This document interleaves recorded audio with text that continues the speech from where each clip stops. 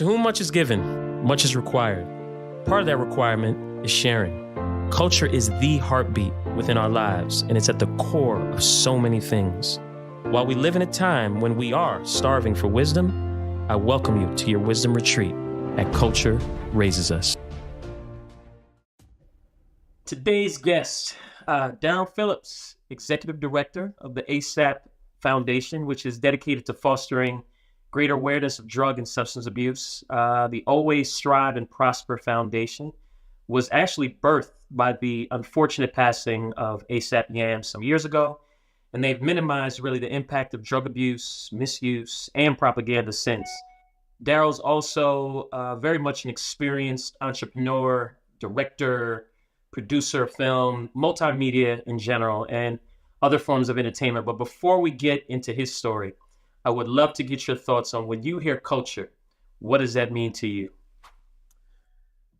Culture. I've heard many incantations throughout your podcast. I think for me, it's just that special sauce, that like secret sauce that KFC has or whoever may have, that Prego, that Ragu.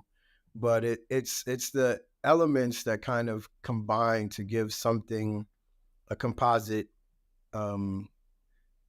like secret language or a language amongst people that revolves around things in the culture, the composite pieces being art, food, language, and things that are just the everyday communication that create way of life for specific people. Yeah, it's as you talk about food, I often make that immediate correlation as well, in terms of what culture represents in many instances for me as well. But I've had the pleasure of knowing you ever since elementary school, and since a very, I think, early age, you've always been someone that I've respected and admired because you came from this like amazing village of women who always took such great care of you, and I now see how that's rubbing off on you with your commitment to helping others with what you're doing with the ASAP Foundation. And this ability to kind of inform and educate others is truly a gift. And I think sets the tone to why this conversation with you is so important. So tell us the story behind the creation of the ASAP Foundation. Well, I think that if I take it to its full extent, I think it all started with ASAP Yams himself.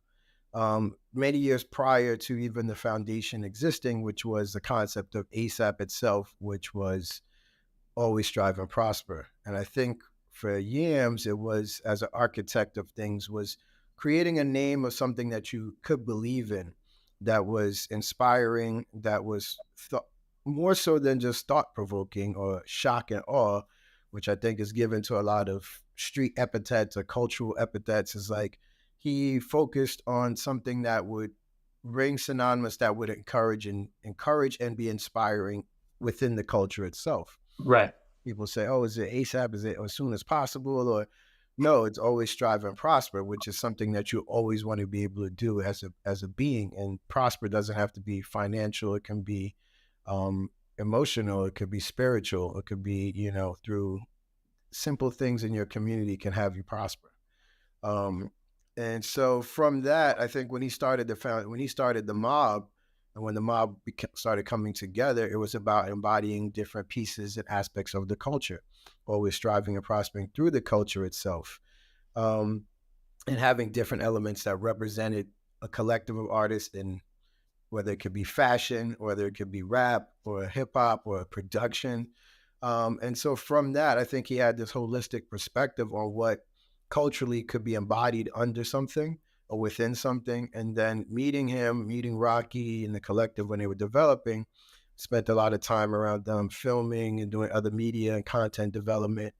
And I think on his passing, having been able to share moments with him and experience and understand his true intellect and inspiration, his mother, when we were connected, was just like, I want to do one thing to be able to have one other person not overdose, or one thing that can speak to another parent so that they don't go through this loss, or if they go through this loss, we are here to help them. So, and then she was very adamant about keeping that same an acronym in place for what we were going to go move forward, which was, this is what he really believed in, this is what he thought, this is what he came up with. So let's keep this as synonymous with the work that we plan on doing. Well, and it sounds like you're casting or have the ability to cast an even wider net than just the work that you're doing within the drug space. When you talk about the striving and prospering and always prospering, like that just doesn't stay within the space of what you're doing all this great current work in. Yeah, I mean, I think the work itself is has become, I think, an umbrella of harm reduction. Mm. And the idea of when we started, we were definitely focused more on drugs, but then we were also had to find our footing and understood the place that that we wanted to augment, or the niche that we wanted to focus on within the harm reduction.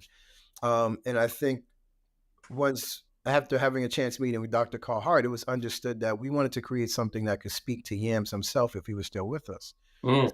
to speak to the demographic that he was a part of, and have messaging that could work for them. That we weren't going to be talking about abstinence and talking about stopping 12-year-olds from smoking, and more so about communicating to people how they could do things safer, not to die. Uh, Right. and that was the goal. And I think until we, I mean, we thought of it holistically also as like, okay, we're doing back to school events, let's do a big back to school event, let's do where we give out backpacks and toys, or backpacks and school supplies, and we have a toy drive, and then we had a Mother's Day event which did makeovers, and then we've also done sound bath or sound meditations and catering, and that was for mothers that had lost loved ones or have individuals in their family still going through substance use and abuse issues. So for us, it was, there's a holistic aspect of it overall, which is like, how can we reduce the most harm with affected and impacted individuals, and then also how can we focus on safer tips or safer education regarding drug use, misuse, and abuse, so that we can prevent overdose.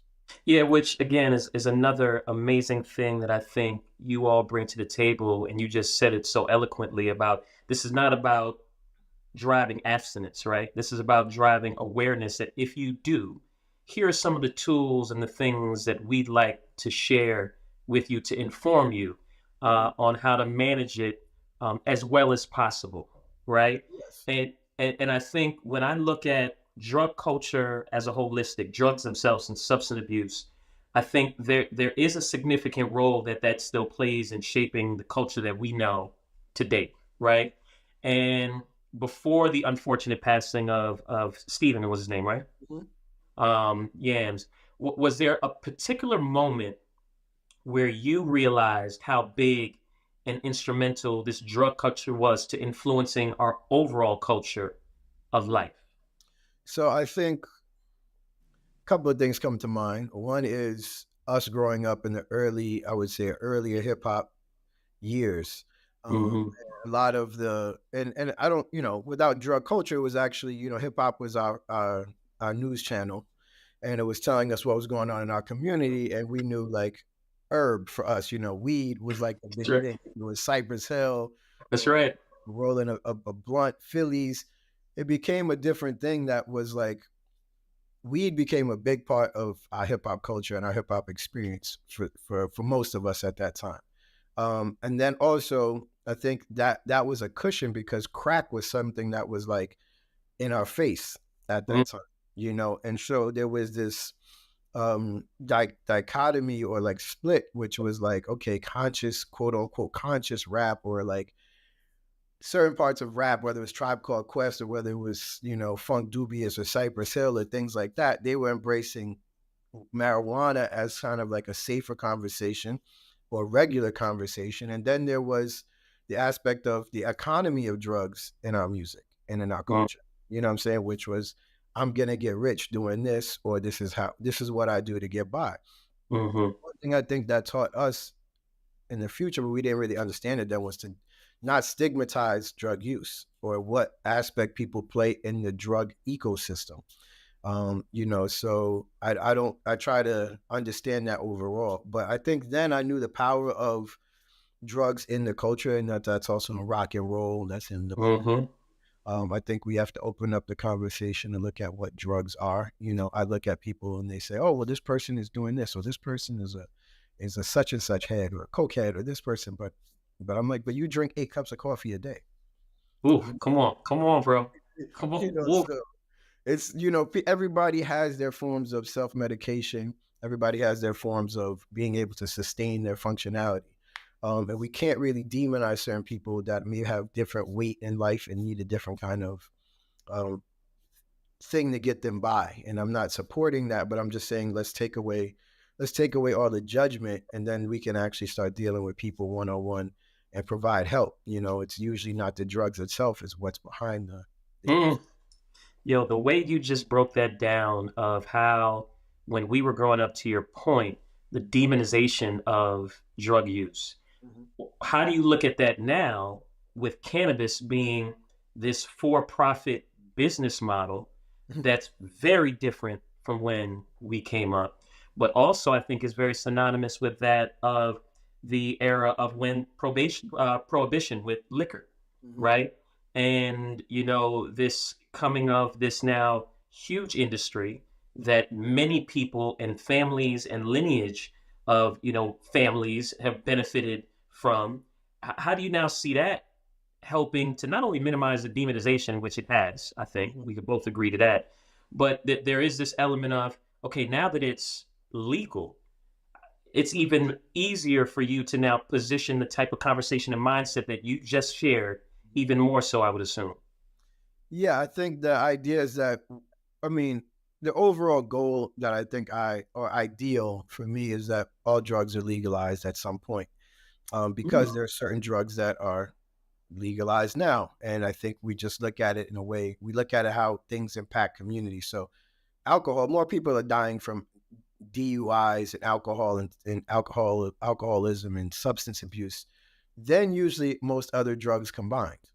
But this is legal and it's actually pushed in a certain way. But I think there's a way that we have to get to regulation.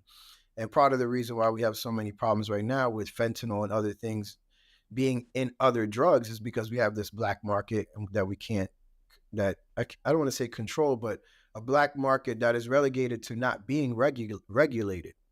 And so that is what threatens people. We don't, like, back in the day during prohibition, people were still using alcohol and getting alcohol, but it was tainted with all kinds of substances to make. mm, And then once it was legal again, it was regulated in a certain aspect to decrease that aspect of alcohol having all these other different adulterants that might cause you to be more inebriated or intoxicated, but not were distilled correctly. And that's the system that we're kind of in right now. And I think overall, as far as the cannabis situation, it's almost upsetting, and it's unfortunate that so many families in our community had their lives ruined by cannabis and marijuana drug laws. And a lot of us went to jail, and mhm, now it's open because it's more of a capitalist endeavor that helps taxes. It's something that has become commonplace. Now it's like coffee, it's like tea. But now we're kind of left out of that game and left out of the ability to have the economic upside of it, um, particularly because we've been left out of so many of the capitalist, pioneering leaps that happen.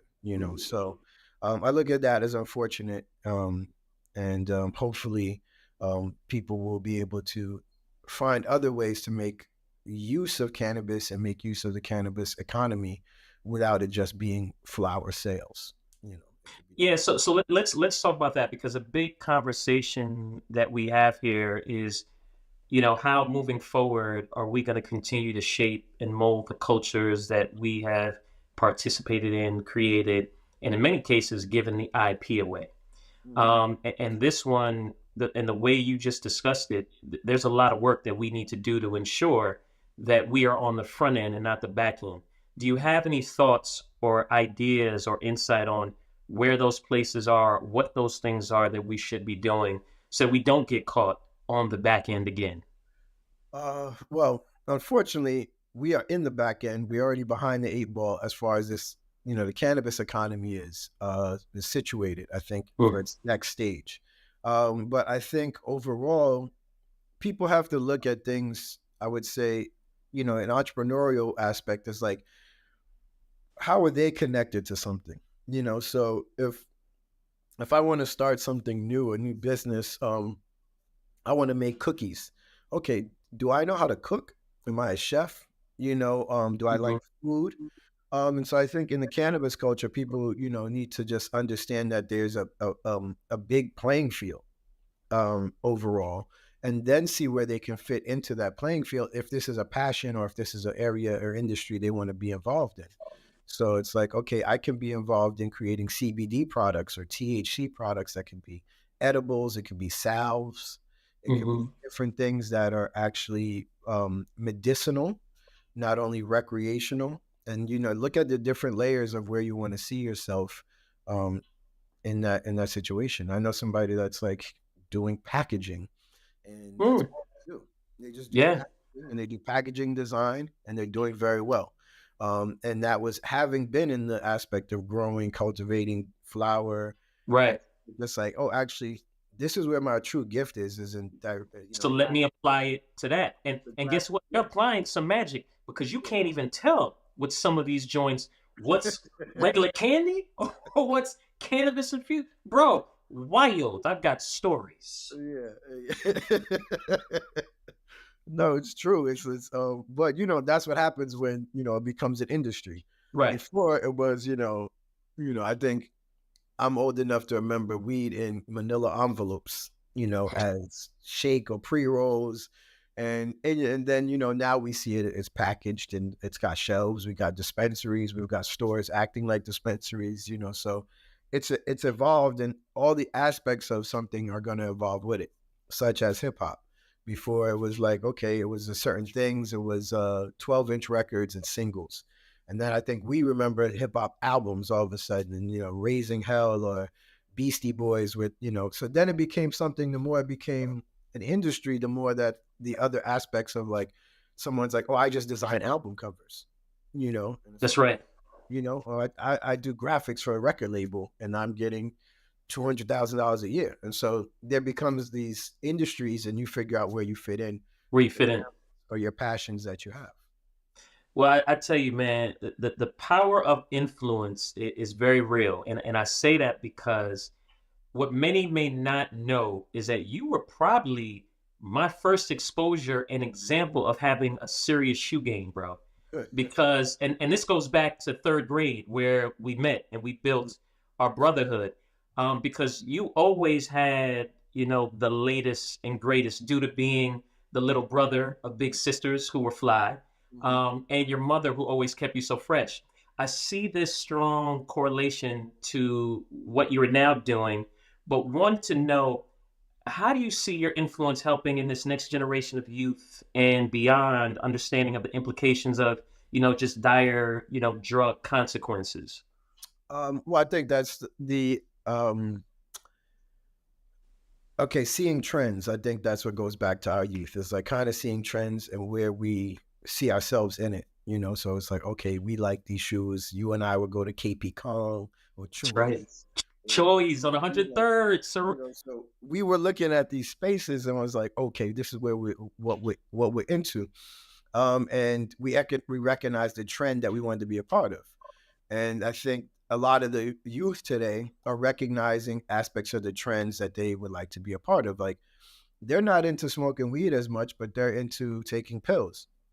Mm, So where I look at that, or for the last 10 years, a lean was a very big part of the culture of the hip hop. hmm And then, but what hasn't been identified is the downsides, part of it because people haven't gone through the downsides.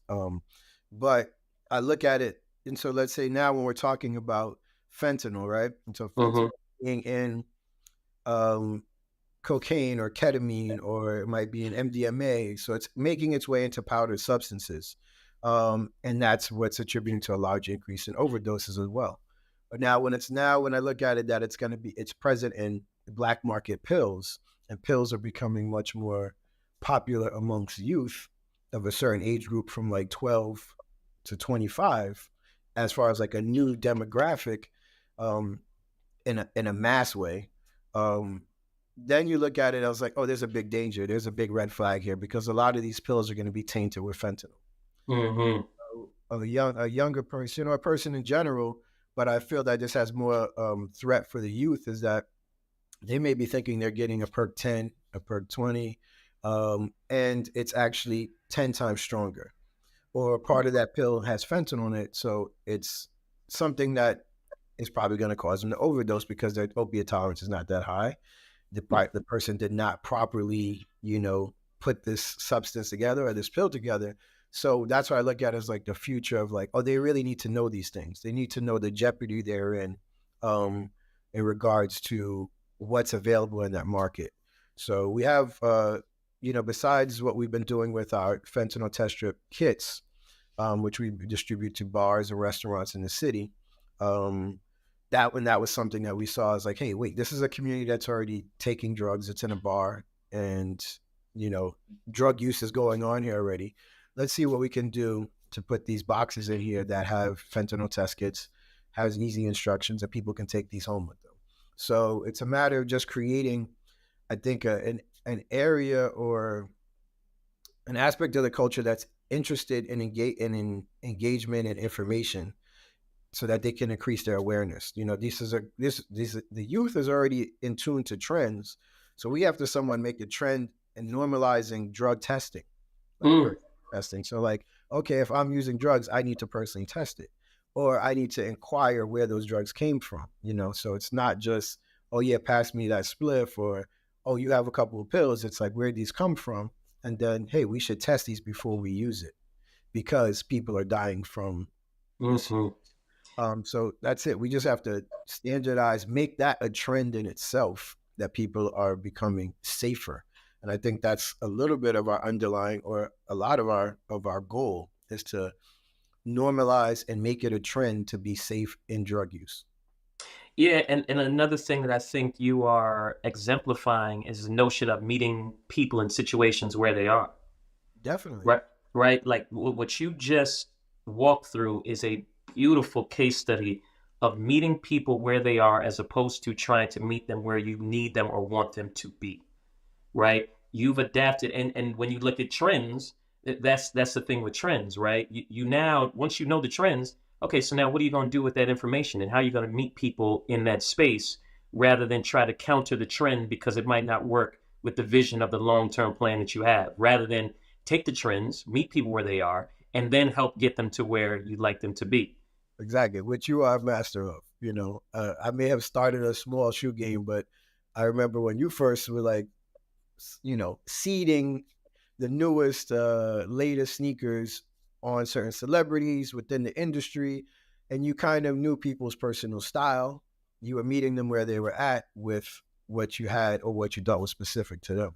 And I think that's the same thing as being able to, um, you know, in this space more than ever, I've learned to remove a lot of my prejudice, judgment, and stigmatization of individuals. And Uh, that's work, dog. That it's a is lot of work work.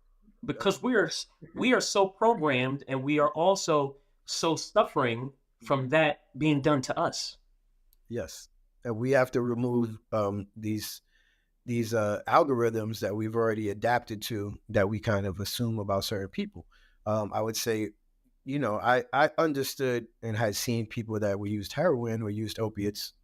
I think since I was a kid and I can remember, but I didn't particularly know that through protracted use and I would say substance overuse that they were actually experiencing extreme pain, and that the neural network was being rewired so that a normal thing of life actually was a very painful day for them because the Mm, withdrawal from the drug was really making them feel pain and sickness and nausea, bone pain, headaches. So when we look at somebody and you just think, oh, they're just, somebody would just say, oh, that's a fiend. Why would you even pay attention to them? And it's like, wow, no, you're not even paying attention. That person really is going through a lot of pain right now, and we just don't have any understanding of it.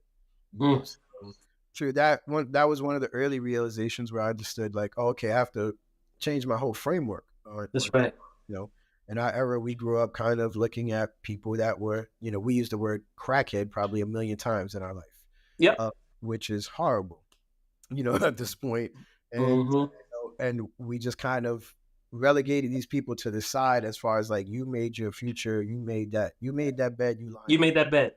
And even I would say in the economy of drug dealing or drug vending, being a merchant, it was that same perspective. Like, I'm selling this to you, but that's your bed, you lie in it.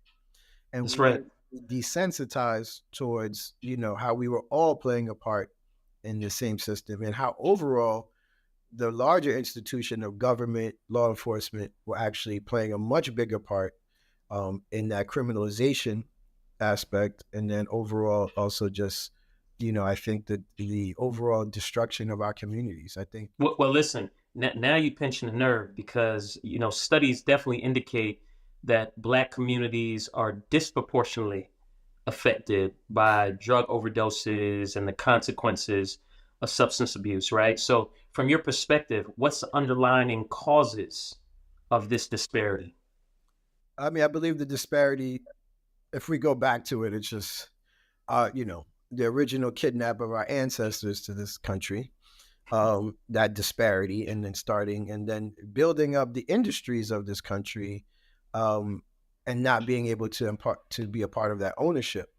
And then I think, you look at things like Black Wall Street in Tulsa, and we're talking about these things now, or that there was a Harlem Renaissance in the 20s, but we still have destabilization in our education system. So we look back at our history and we see the points where we were thriving, and there was this institution of government and law enforcement that chose to destabilize that thriving, and gerrymander and do different things so that we can't be united, or that we're relegated to the outsides of cities and we're away from resources. Um, Food, clothes, and shelter not being able to be an aspect of everyday life, it becomes that disparity. So what happens, I think, in my perspective, or what I've read a lot, is that become a side of our psychological and our environment around us becomes destabilized, and therefore we are looking to self-medicate, or we become destabilized in that aspect. But I would think it's the education system first and foremost That needs to, yeah. that needs to change in our communities. And then second of all, I think there has to be an understanding of, when we stop seeing ourselves as the disproportionate number in the incarceration system, then we will start seeing a change in that as well. And it's not because we're doing more crime, it's just that we're being targeted for more crime. Mm. So. Yeah, you dropped a couple bars there, bro. I'm gonna let that marinate and sit. Um, this work, the work that you're doing is so much great work, so much great work. I would love for you to share, was there like a particularly impactful success story of like this transformative moment that the foundation kind of facilitated that you can share? Because I'd love for people to not only get an understanding of what the foundation's about, what you're all about, and the why, but then also maybe an example, a case study of, and here's something that we point our finger to say, this is where we knew there was some amazing magic that we can now show to multiple people. um I would say there was a realization moment, and that was really given by Dr. Carl Hart, who has a couple of books. One is High Price, and Hmm. another one is called Drug Use for Grownups. He was the head of the Department of Psychology at Columbia University. He's a brother from Carroll City, um, and he was also one of the foremost scientists in the area, being able to tell you what drugs do, and how addiction works, and how it is impacted, and it's really through psychological environment, so, and everything that we heard, and what he showed me was that everything we heard about drug use and stigmatizing drug use and addiction was wrong. And that's some other reading we could go into later. So that was like an aha moment, like everything I've been thinking about drug addiction and drug use is wrong. And then now, okay, let me learn what's right, and what's the better perspective. And then from there, I think for us, being able to understand um, users, vendors, and everything within the drug ecosystem is what you want to be able to understand. Understanding that the crack era and the laws were slanted, and you know in order to get the same restriction or the same penalty, you had to have 5 grams of crack. You had to have 500 grams of powder. So Right. if I have to make money selling 5 grams of crack over and over and over again, that puts me in a higher target of being Chart caught that's for right. that. And now I'm getting a higher sentencing. Mm, So, mm. looking at those things, you can see that how the government is implicit in, our criminalization in this area. And then I think for a aha moment for us was during the pandemic and giving out fentanyl test strips, and kind of we put them in these boxes that are kind of like fishbowl kind of concepts when you saw fish bowls with condoms and bars or in high schools Yeah. back in the day. So kind of taking that same concept and saying, well, look, if we have something that doesn't really mess with the aesthetics of an environment, can we put this in these bars in certain places? Started with one place, second place, third place. And then I started to see traction. And at first, everyone was very much again. Oh wait, no, it's fentanyl test. We don't need that in here. We don't have that customer. Yeah. How do Please. you know you have that customer? You saw the Exactly. That's like, no, my child doesn't listen to hip hop.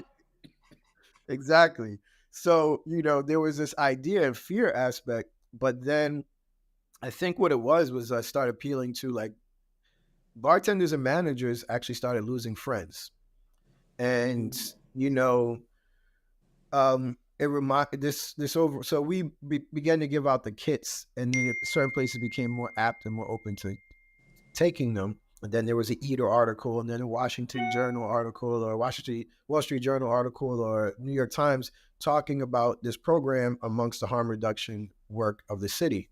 So it was like, okay, so what we're doing is right. And then when I started seeing that the boxes would be empty now, and that people were aware of what these things were and picking them up, and that there were a place that was running out after a month is now running out after a week or a weekend, Mm. showing me that we were doing something right. And then as now the numbers kept increasing as far as overdoses and now people paying attention to it, um, we felt that this was great that we were able to provide these tools for people to be able to be safer in their use and safer and really just really hopefully keeping themselves alive. And Mm. start getting feedback from people that were doing tests and showing positive results of fentanyl in the drugs that they did not expect it to be in. And that was like, I mean, that was like a roller coaster ride, like exhilarating. It was just like, oh I'm my God, sure. like this is amazing that they used it. So people are like, "Oh, you're saving lives." I'm like, "I'm not saving lives. We're not saving lives. When you use these kits to test your drugs, you are saving your life. You're Your saving life. people's lives, and you're also saving the pain of your family, your friends, your kids, whoever it may be. You're actually making yourself be here in one more day for them, which I think was Tatiana Yams's mother's original goal when she came to me, was being able to give people any kind of tools or messaging to keep themselves safer. So I think we've been able to get that part, and that's been amazing to see that these things are being snapped up. But Disparity. also that awareness is growing overall, But as you know, being my brother from another mother, is that this whole era reminds me of early HIV era and Yep. AIDS, and kind of like people not talking about things, or people thinking it's only affecting a certain demographic. And Mm-hmm. then all of a sudden, it's affecting every demographic, and everyone's like, oh, ring the alarm.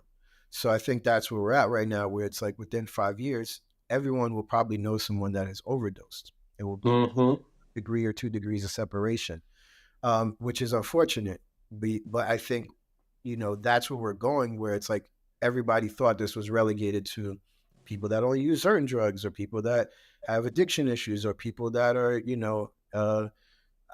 shooting drugs or things like that. Mm-hmm. So that's not it. And it's no longer just about substance abuse. It's about substance use. Mm. And that like somebody who's taking a pill for their first or second time, who doesn't have any experience or too much knowledge about buying pills, getting pills, could be taking a pill laced with fentanyl and die. And that's not because they were an addict. It's not because they had a long use of drug use.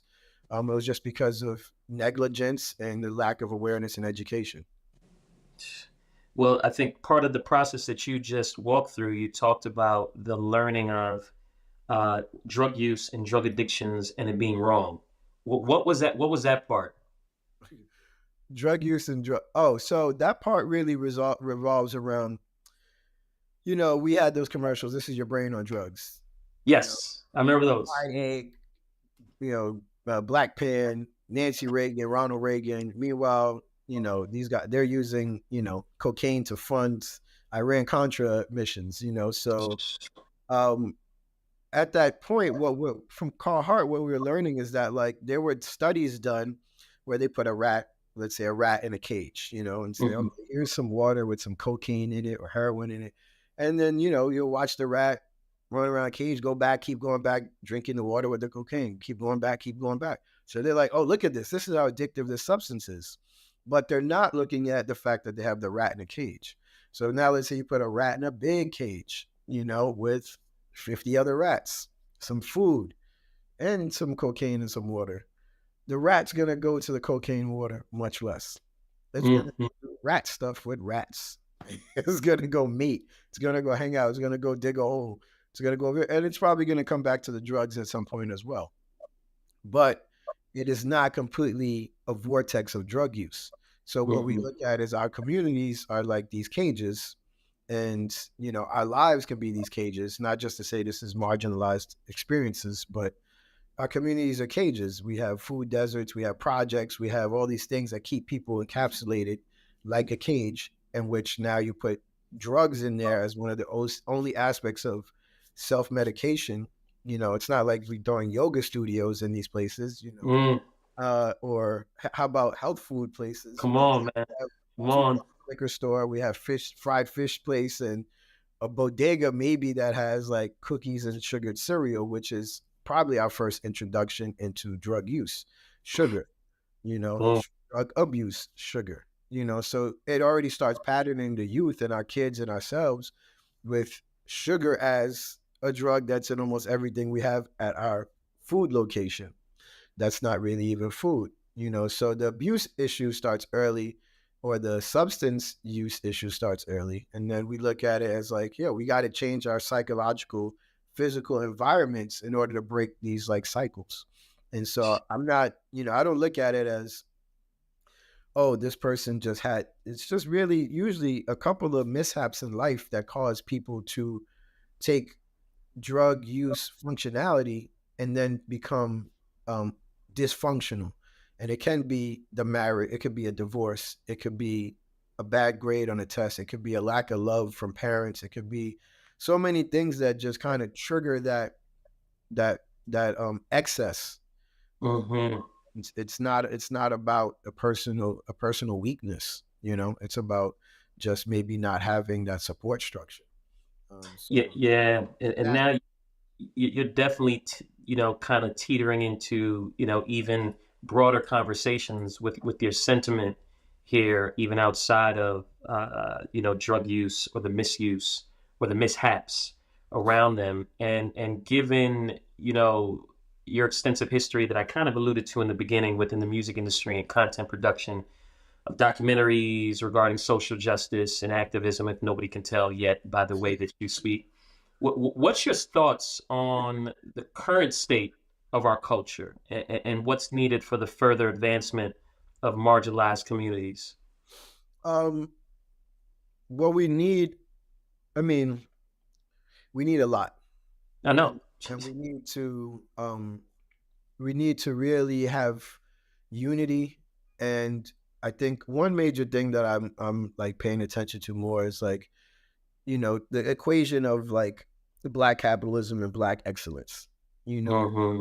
and I think we have to get more into like personal achievement, and focusing on what we can do to increase our own personal value, self-value, and personal ownership and accountability, and then being able to read, listen, and I think share. So Michael K. Williams, who you also know is a friend, who passed away as well from a drug, from an overdose and fentanyl related. He mentioned to me so many times about like, it's not about getting out the community, or like making it and making yourself successful so that you get out of the community. You don't want to get out of your community. What you want to do is be able to go get resources from outside of your community and bring them back. Mm, And stop going from like, oh, I used to live there, I made all this money, now I lived in a gated community. It's like, okay, but why can't you live back in your community? And if you can't live back in your community, then you should consistently be giving to, not giving back, but giving to. You should definitely continue to have place and have commitment and passion for the communities you come from, and stop thinking about escaping, because where you're escaping to is not going to be helping your community. mm, You know what I'm saying? The new friends and the new people that you're around are not focused on helping your community unless it's a tax write-off. You know, mm. it's about how can we stay in the trenches, and how can we continue this, continue to support the struggle.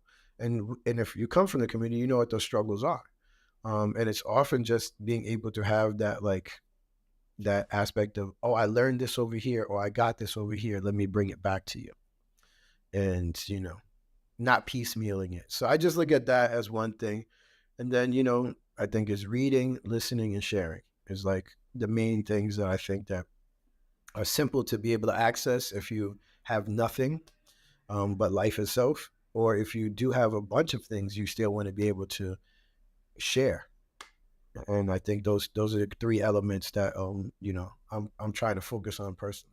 Well, listen, I always end these with the three seeds that you'd want to leave with stewards of culture moving forward. And I think that was a crystal clear breakdown of your three seeds on the personal development, which when you walk through the story of, because even I've fallen guilty of, yeah, I'm not in the neighborhood no more. I'm, here. I'm in LA, I'm in Portland, I'm in wherever.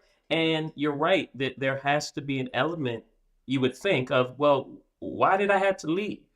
Mm-hmm. Why couldn't I still, be there and contribute there to elevate that to where it needed to be? And, you know, the blessing of being in an environment that had a great mix of all things, which you and I mean, literally, and I'm very biased, we grew up in one of the best neighborhoods ever in terms of the exposure that we had of multiple things, good, bad, and indifferent, right? And all playing a significant part in that gumbo of like 20%, 30%, 20%, not like a 80-20, Mm-hmm. right? Of, oh, it's just all pristine and good, and then you Yeah, just got 20% of the nonsense. yeah. Like we grew up and we got a little bit of all of it, Mm-hmm. which I think helped to round us out. So as I hear you talk about that conversation and that thought, it's such a powerful notion that I think can help trigger the mentality of many of the next generation to relook and rethink on how we position ourselves and what defines success, Mm-hmm. right? What really defines success? And that too, I think, is a personal conversation. Definitely. I mean, I think everything is personal right now. If you can remove the ego from it, then you're able to like access the wealth of it. But you're not a lead. I don't think people are leaders because they choose to be leaders, but because they are actually setting good example. So and that's sometimes, or setting example, so to speak, because it may not always be best example.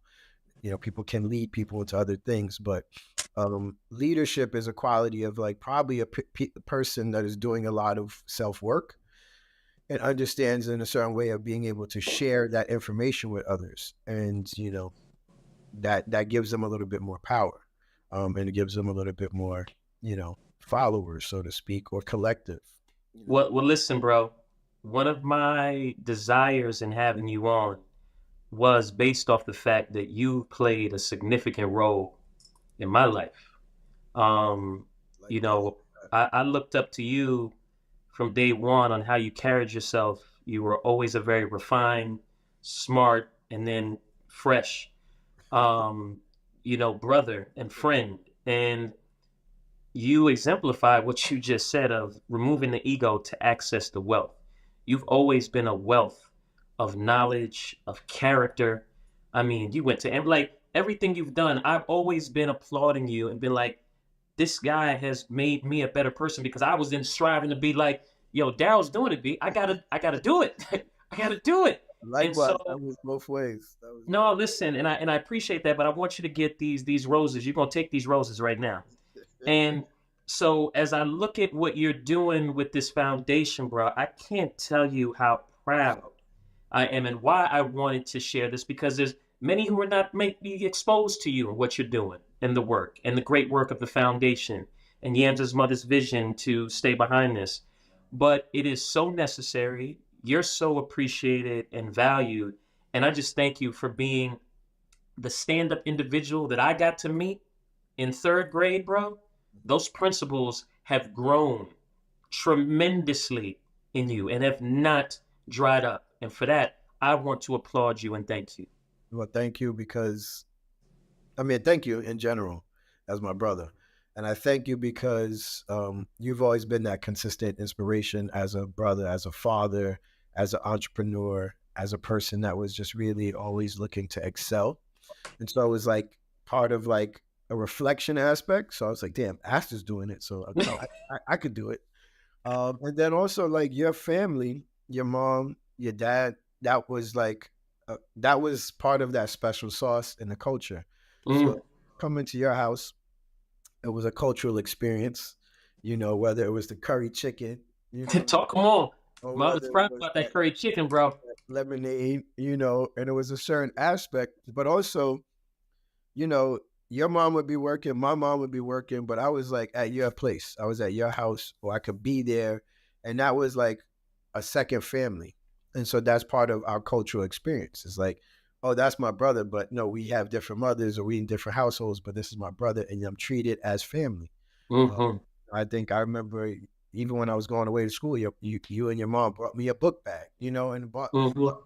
for me to excel at school, and so that was part of the village support. Uh, Mm-hmm. one of my first vacation with your family, and it was Mm-hmm. like us, and I'm like, I never been on a vacation. I don't, what's going on. And then your pops. I remember going to Applebee's on Flatbush Avenue and being like, this is amazing, like and so that was a cultural experience also for a person that was growing up without my father present or without my mom being around a lot. I had sisters, but it was like you became a brother, and then it was also like your parents became examples for me as well. It became pillars of principle. Um, Mm-hmm. that lasted for years with me. Mm-hmm. I think that those are the things that when we look back, is those little things that can help somebody not go through life in a certain way where substance use becomes something to supplant something that's missing. Mm-hmm. And so, I'm always thankful for the relationship and for the open door and for the culture that I was able to experience with you and your family as well. Mm. Well, Darryl, I can't thank you enough, bro. And I love you. Thank you. Appreciate it. We truly appreciate your support because it helps us fulfill our mission of promoting cultural awareness and personal development. Please click the subscribe button below to help ensure and solidify our mission.